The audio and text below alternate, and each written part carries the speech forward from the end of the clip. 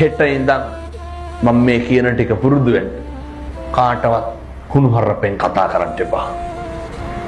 කාටවත් තෝ කියලා කියන්න එපා. කෙනෙකුගේ හිතක් රිදෙනවා නම් ඇත්තක්වත් කියන්න එපා. පැහැදිලිද?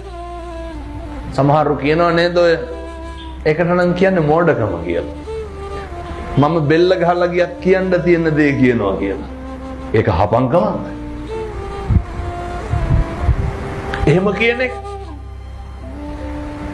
බෙල්ල ගහලා ගිහිල්ලා මිනිස්සෙකුගේ කියපු එකෙන් වැඩක් තියනවද? වැඩක් නැහැ. හිතක් රිදෙනවා නම් කෙනෙකුගේ දෙපාරක් හිතන්න. ඇයි මෙහෙම කියන්න හේතුව?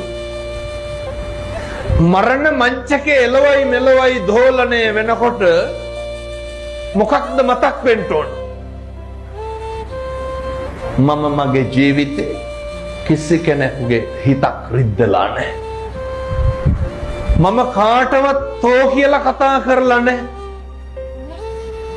ඔක ගෙදරින් පටන් ගන්න නැතුව කියමු බලන්න කොහෙන්ද පටන් ගන්න. දරුවෙකුටවත් තෝ කියලා කතා කරන්න එපා.